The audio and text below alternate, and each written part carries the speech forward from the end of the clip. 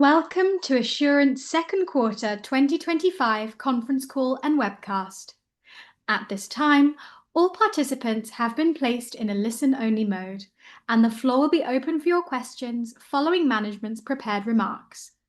We ask that you please hold all questions until the completion of the formal remarks, at which time you will be given instructions for the question and answer session. It is now my pleasure to turn the floor over to Sean Mosier, Vice President of Investor Relations. You may begin. Thank you, Operator, and good morning, everyone. We look forward to discussing our second quarter results with you today. Joining me for Assurant's conference call are Keith Demmings, our President and Chief Executive Officer, and Keith Meier, our Chief Financial Officer. Yesterday, after the market closed, we issued an earnings release announcing our results for the second quarter 2025. The release and corresponding financial supplement are available on Assurant.com. Also on our website is a slide presentation for our webcast participants. Some of the statements made today are forward-looking. Forward-looking statements are based upon our historical and current expectations and subject to risks, uncertainties, and other factors that may cause actual results to differ materially from those contemplated by these statements. Additional information regarding these factors can be found in the earnings release, presentation, and financial supplement on our website, as well as in our SEC reports. During today's call, we will refer to non-GAAP financial measures, which we believe are important in analyzing the company's performance. For more details on these measures, the most comparable GAAP measures, and a reconciliation of the two, please refer to the earnings release, presentation, and financial supplement on our website. We'll start today's call with remarks before moving into Q&A. I will now turn the call over to Keith Demmings. Thanks, Sean, and good morning, everyone. We delivered a very strong second quarter with double-digit growth in both adjusted EBITDA and earnings per share, excluding reportable catastrophes. Our results were fueled by continued outperformance in global housing and growth in global lifestyle, reinforcing a strong first half of 2025. Through the first 6 months, adjusted EBITDA increased by 14% and adjusted EPS rose 16%, both excluding cats. Given our year-to-date performance, we're meaningfully increasing Assurant's full-year 2025 growth expectations.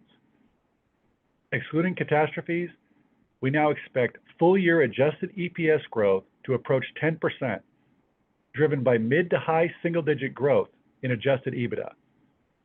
When excluding prior year reserve development, we expect to deliver double-digit underlying growth for both metrics. Additionally, our significant cash generation and balanced capital allocation continue to support long-term shareholder value. This year's performance reinforces our long-standing track record of success, driven by our powerful business model and the dedication of our global team. By combining innovative services with our protection and specialty insurance products, we deliver differentiated value through our unique B2B2C distribution channels in attractive lifestyle and housing markets. Our partnerships with the world's leading brands are powered by transparency, data-driven protection solutions, and value-added services.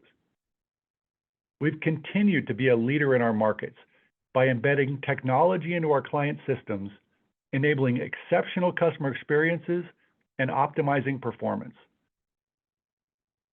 We are well positioned to achieve our 9th consecutive year of profitable growth in 2025. Our diversified business model enables us to perform consistently across a range of economic environments, often diverging from the broader industry trends.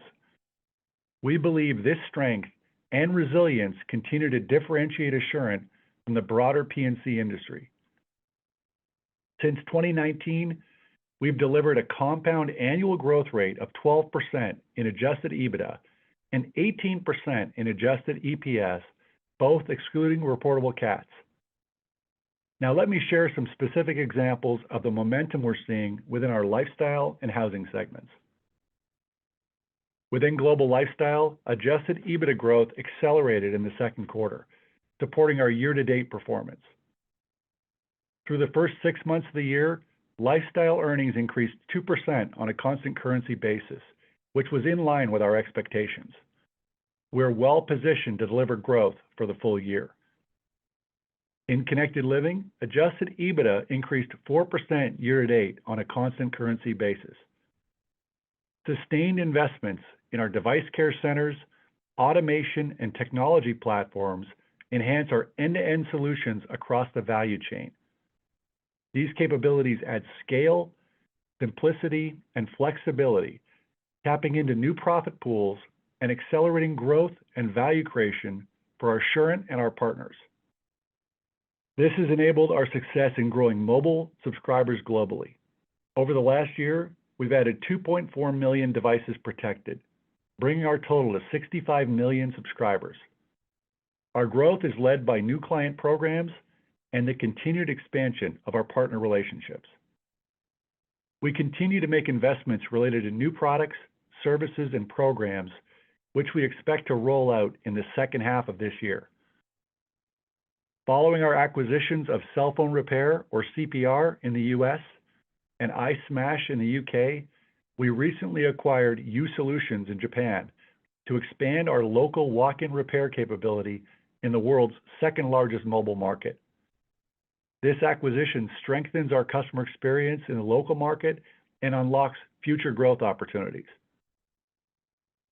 In Global Automotive, earnings were up modestly, supported by year-over-year improvements in loss experience. Net written premiums have increased 8% year-to-date, achieved through rate increases over the last 2 years and new business wins driven by our scale and critical dealer services business. A key highlight is our recent partnership with Ciocca Automotive, a fast-growing automotive group with more than 50 dealerships in New Jersey and Pennsylvania. Through Assurant Vehicle Care, we deliver vehicle protection products and comprehensive dealership operational support, including in-dealership training. Internationally, we recently completed the acquisition of Gestato in Brazil, expanding our automotive distribution network, diversifying our product portfolio, and reinforcing our presence in Latin America. Gestato's expertise aligns with our commitment to delivering excellent service and seeking continuous improvement. The acquisition presents exciting opportunities for future growth. Beyond new business wins and our expanding presence, we're renewing relationships across distribution channels, including dealership groups, OEMs, and other affinity partners, further reinforcing our client base and market position. We're driving innovation in automotive by investing in AI technologies. These advancements are transforming key areas from enhancing dealership training to enabling seamless digital claim processing. Turning to Global Housing, following 2 years of exceptional growth, the segment continues to outperform in 2025. Through the first 6 months of the year, adjusted EBITDA was up 25%, excluding reportable CATs. Our business continues to benefit from multiple growth levers, including increased demand for lender-placed insurance within homeowners, driven by hardening of the voluntary insurance market across the US, significant expense leverage across Global Housing, which has improved by over 700 basis points over the last 2 years, and increased scale from new business wins, including the third quarter rollout of a new mortgage servicing partner, which will add approximately 300,000 loans to our portfolio.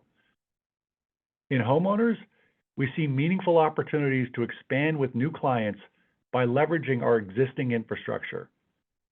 Ongoing technology investments further enhance efficiency as we process and digitize millions of insurance documents each year through our market-leading loan tracking solution.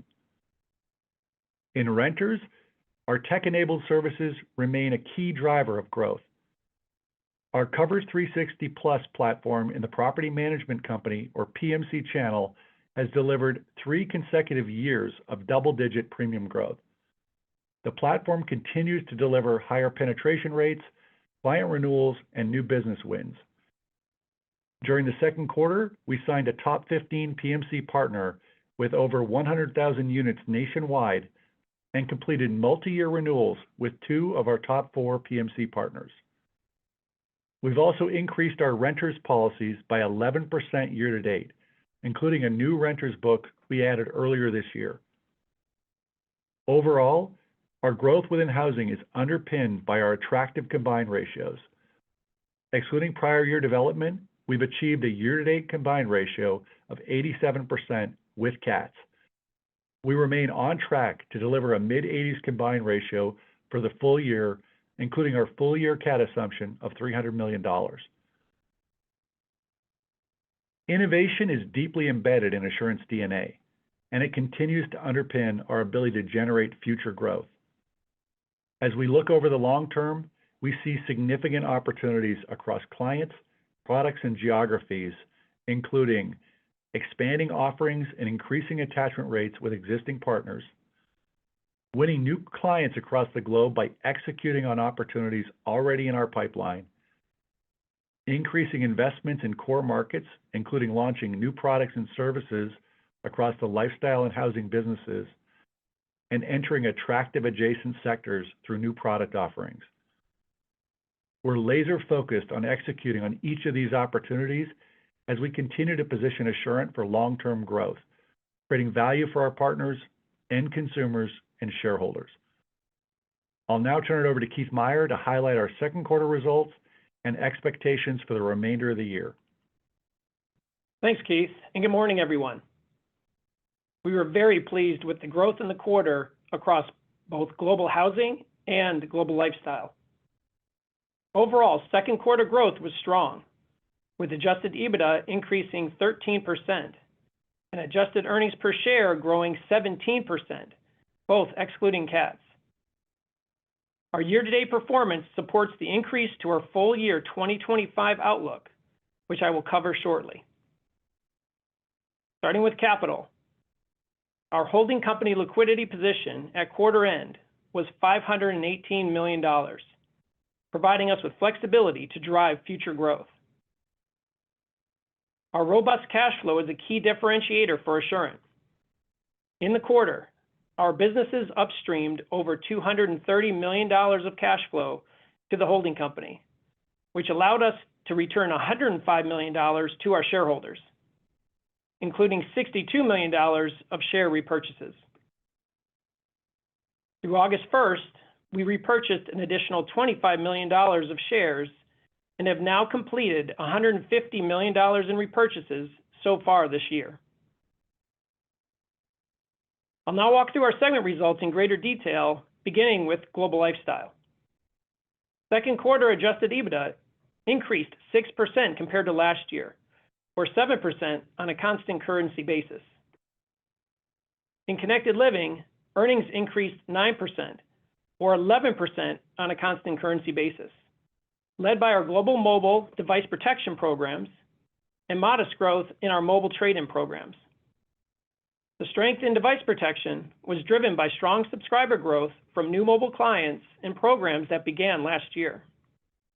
This is a prime example of our momentum given the important investments we made in 2024. Our device trade-in business saw improved profitability from higher volumes compared to prior year, including increased carrier promotions as well as consumer demand pull forward in the quarter. Based on historical trends, we anticipate lower sequential third quarter volumes given normal seasonality and a strong second quarter. Moving to global auto, adjusted EBITDA was up modestly. In line with our expectations, we were pleased to see improved loss ratios in our vehicle service contract business and stable earnings overall. We continue to benefit from previous rate increases earning through our book and improvements to our claims processes while keeping us on track to grow for the full year. For global lifestyle, our net earned premiums, fees, and other income grew 8%, led by strong growth in connected living from mobile device protection and trade-in programs, as well as contributions from a new program within financial services launched late last year. Moving to Global Housing, second quarter adjusted EBITDA was $214 million, which included $30 million of reportable catastrophe impacts. Excluding CATs, Global Housing delivered another quarter of strong double-digit growth, as adjusted EBITDA increased 18% to $244 million. Our homeowners business continued to benefit from favorable non-catastrophe loss experience, with lower claims frequencies and increases to lender-placed policies in force, benefiting from pressure in the voluntary insurance market. Results also increased from higher favorable prior period reserve development, which was $34 million in the quarter, compared to $17 million in the second quarter of 2024. Before moving to our 2025 outlook, I wanted to discuss Assurant's long-standing focus on leveraging technology to drive innovation for our partners and end consumers. We have invested in AI and related technologies to support our clients, delivering efficiencies and improving the customer experience. We also have an effective AI framework that allows us to create, evaluate, and scale use cases across our businesses. Artificial intelligence presents a powerful opportunity to further accelerate our capabilities and creates additional value for our clients. It enables us to improve productivity, enhance decision-making, and upskill our employees, delivering simpler, faster, and more consistent outcomes. There are several areas throughout our businesses where we believe AI can continue to transform our operations and product offerings. In Global Lifestyle, our Innovation and Device Care Center near Nashville is increasing the use of robotics and AI to assess mobile device quality and process trade-ins with greater speed and consistency. This supports higher average selling prices and better value for clients and end consumers.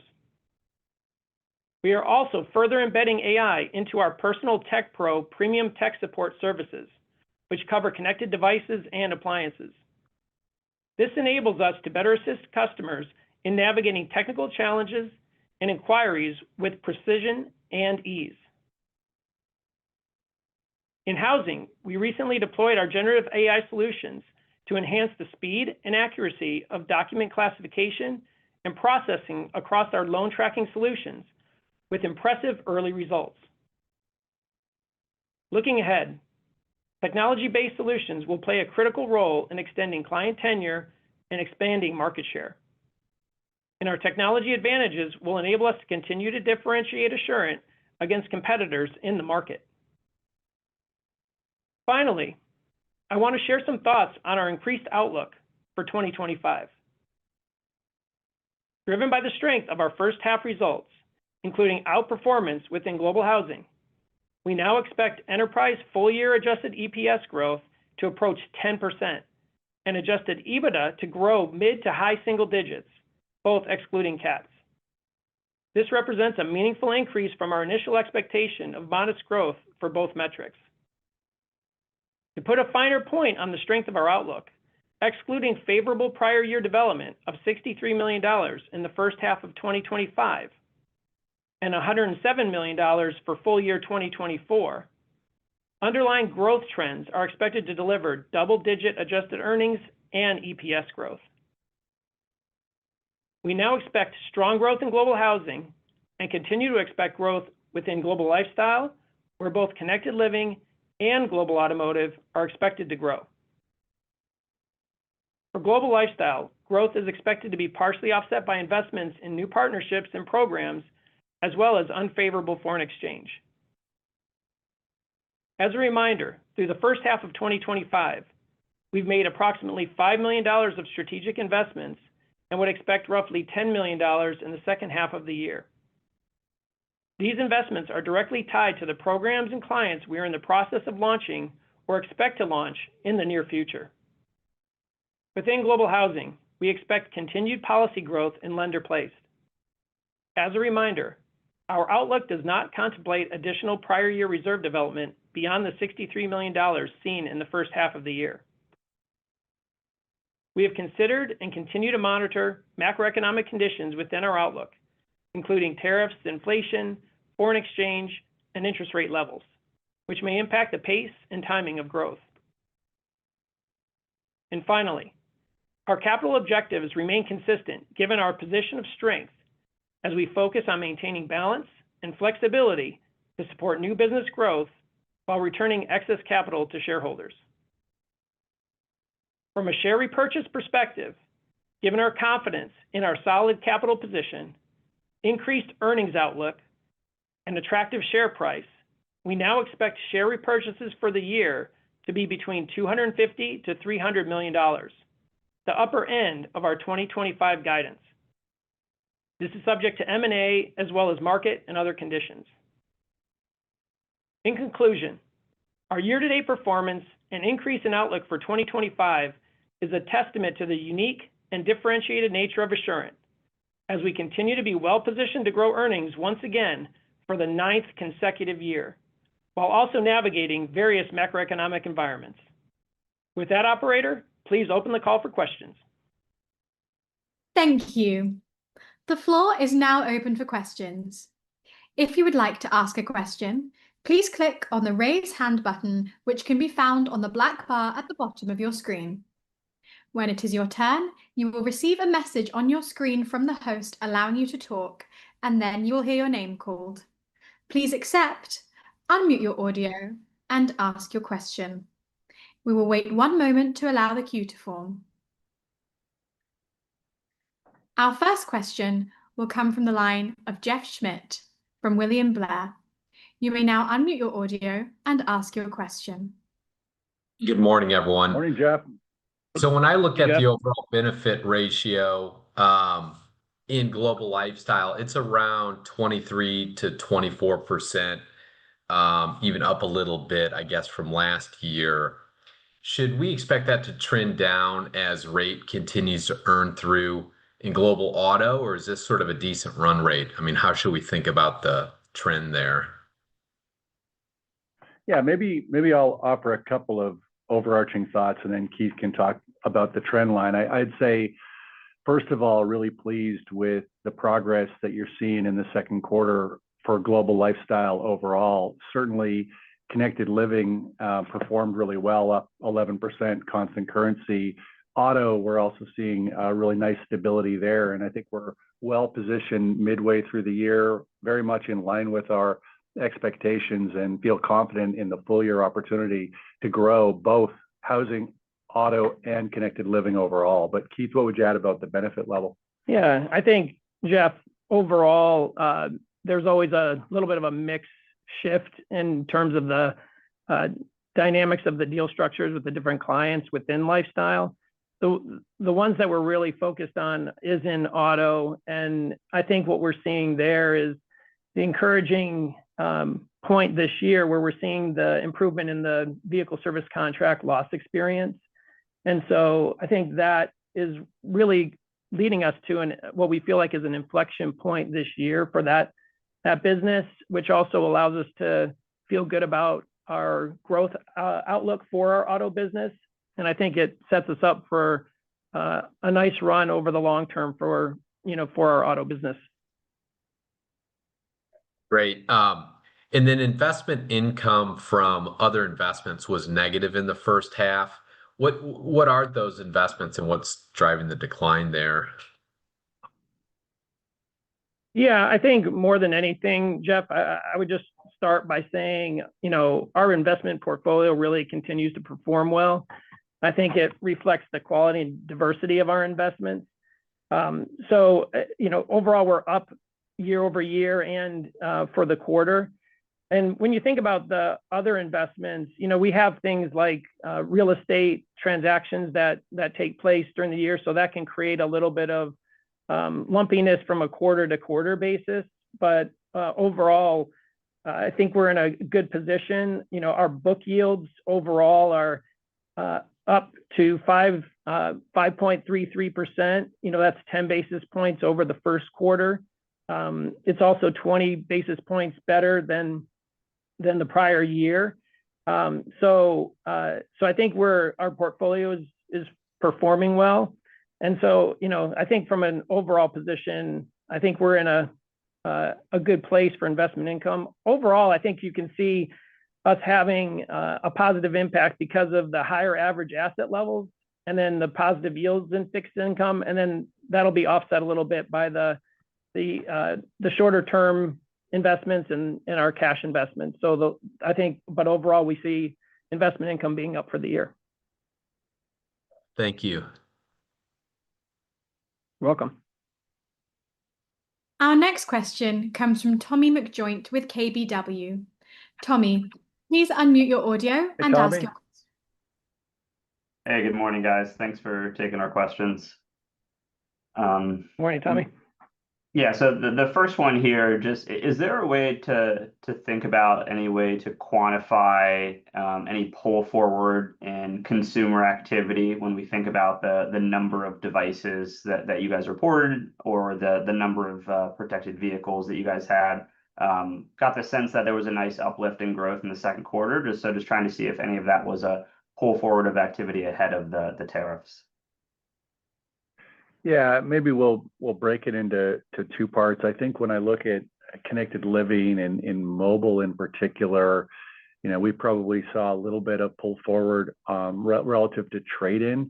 There was more activity in the marketplace in general, more switching activity, more promotional work, and I think some of that was pull forward relative to tariffs. But I do think that the bulk of the beat in connected living was driven by the growth in device protection. You see the sequential growth in subscribers up 700,000, 2.4 million year over year. That by far and away was the lion's share of the improved profitability in the quarter. Trade-in certainly helped, but it wasn't the biggest driver. And then in terms of auto, maybe I'll offer one thought and then Keith can jump in. I think when you look at the first half auto sales overall, it was a pretty strong and resilient auto market. Our results kind of followed that as well. So I think retail car sales are up 6 or 7% year to date. You're seeing net written premiums up pretty significantly, 8% for Assurant year to date. So some of that certainly is pull forward. I don't think the car sales will maintain at that same level in the second half, but no impact on earnings because obviously that earns out over multiple years. But, Keith, what else might you add? Yeah, I think overall we were pleased with the momentum that we're building on our auto side for our sales growth. Keith mentioned the written premiums up 8%. I think that's a blend of some of the rate increases that we've had over the last couple of years. I think it's also driven by some new business wins that we highlighted a little bit earlier. And, then I think there is a little bit of pull forward in demand in the early part of the quarter, but we also saw the production being pretty good as we went through the quarter. I think there's a little bit more promotional activity that the dealers are driving. And I think when there's promotional activity, I think that allows consumers to sometimes utilize some of those promotional dollars to buy some of the additional services like the extended service contracts. So overall, I think we like the progress we're making, and our protected vehicles are up nicely in the quarter as well. So overall, liking the momentum we see on the auto sales side. Okay, got it. And switching over to the housing side, I'd like to look at the expense ratio within that segment. You guys have delivered a lot of operating leverage over the past few years. That expense ratio is now running in the high 30s. Could you talk about the opportunity to gain more leverage just as that business line continues to grow across both lender-placed, the voluntary market, as well as renters growth? Maybe perhaps it'd be helpful to think about what percentage of those costs are fixed versus more variable or commission based. Any insights around the expense side of that thing? Yeah, I think a lot of that the cost is the operational execution. Not a huge part of that is going to be commission. There's no commission in the lender place, which is obviously the biggest part of the housing business. And I think there is opportunity to continue to create leverage over time. And it's coming from a couple different ways, Tommy. One, we're seeing obviously growth in the underlying lender-placed portfolio because of the hard market. we're also seeing growth because we're actually winning and gaining more market share with new clients. Some of our clients are onboarding new loans, et cetera. So there's natural growth coming through a couple of different ways. That naturally creates a lot of scale advantages, but then we're driving a tremendous amount of effort around technology, automation, driving more operational efficiency.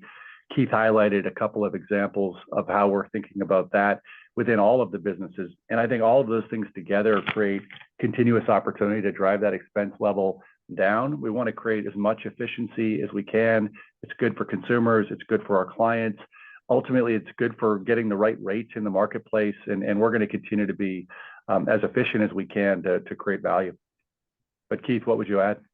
Yeah, and I think along the lines of your question, Tommy, you can think about selling and underwriting type expenses being about 20% of the overall. So that leaves us that other 80% to be able to leverage, like Keith talked about. So we do see a lot of opportunity as we continue to leverage our technology and scale. Yeah, and it's interesting, the investments that we make, they don't just make us more efficient, they make the solution set better, and it actually strengthens our competitive advantage in the marketplace, and it makes us more likely to win net new clients because we're just, not only are we more efficient, but we're doing it in a way that's better from a consumer perspective. Thank you. You bet. You're welcome. As a reminder, if you would like to ask a question, please click on the Raise Hand button, which can be found on the black bar at the bottom of your Zoom screen. Our next question comes from Mark Hughes with Truist. Mark, please go ahead with your question. Morning. Good morning. The prior year development, could you characterize where that is coming from in global housing? Yeah, so I'd say it's really related to three main things, Mark. I would say one is the improvements in Florida due to a lot of the regulatory changes that took place. We're also seeing some lower frequencies. And then certainly the third thing is the inflation being lower than expected. And so, I think that's just where we're really just reacting to those three elements that are driving our prior year development. And then the tariffs, anything you observed so far, your thoughts about what that might mean going forward, and then how much cushion you might have in your second half guidance for tariff impacts? Yeah, probably at the simplest level, very limited impact in the first half of the year. That was also true specifically to the second quarter. As we looked at the outlook, we certainly included, our best estimate based on the most current information. I think very manageable as we look at the balance of the year. And we are staying proactive as well as we think about inflation over time, not just with our inflation guard feature within Lender Placed, our ability to get rate with filed products, and then our work with clients around service efficiency and rates and deal structure. So I feel like we're really well positioned. We try to be comprehensive in how we thought about the full year. And then you talked about pressure in the voluntary market. And I think in earlier calls you had maybe suggested that's helped retention, that when consumers get the Lender Placed, they may be more likely to keep it. Do I remember that properly? And is that dynamic still in place, to the same degree? Yeah, I think we're getting two things happening, right? We're seeing more policies placed because consumers are struggling to find coverage, and then we're keeping the policies longer, and it's meaningfully increased over time. And I think that's a function of the tough market, and our rates have become more competitive, and the product has been well received by consumers. But what else would you add, Keith? Yeah, I think the customers are keeping our policies probably 6 to 12 months longer, Mark, and I think that just speaks to the things that we talked about earlier, where we're driving a lot of the expense leverage that can reduce the rate. So our products are looking, I think, more attractive and better to consumers than they've ever been before. So I think the price that we're delivering is good, and then we're also, really delivering great service to the customers when they have needs as well. So I think that combination is serving us well. Then I'll ask, when you look at the new business pipeline for lifestyle, you've mentioned a lot of kind of specifics, new programs, expansion of partnerships. How would you characterize the new business pipeline now versus 12, 24 months ago? And are there any themes that you would highlight about what is, on the horizon for you? Yeah, a couple of thoughts. I think we've had a lot of momentum really the last couple of years across the board, whether that's in connected living, in housing, in auto. I think, we've seen some acceleration in the pipeline as we look forward from here. There are some things that we're actively working on. We talked about, the investments we made in the first half being around $5 million to support new business growth, specifically in connected living. We think that'll be more like an additional 10 in the second half. Hopeful to be able to talk more in November about some of the things that we're working on. But I would say we are very excited about some of the things that we're going to announce. And it's a nice combination of new client wins, adding additional services to expand relationships with major clients, and then also launching new products. So it's a nice mix of activity and very, very much focused on connected living. But we are seeing a lot of opportunity for growth in the rest of the company as well. We talked about a big win in the auto space earlier in the discussion. The pipeline in lender-placed is quite strong, and we've seen a lot of momentum in renters with 12 consecutive quarters of double-digit growth in the property management channel on top of a pretty significant book roll. So lots of opportunity across the board, and certainly that's the priority focus for this company. Thank you very much. You bet. Thank you. There are no further questions at this time. I will now hand back to management for closing remarks. All right. Well, thanks everybody for joining the call, and we will certainly look forward to updating you again in November. And until then, hope everybody stays safe. Thanks very much. Thank you. This does conclude today's teleconference. Please disconnect your lines at this time and have a wonderful day.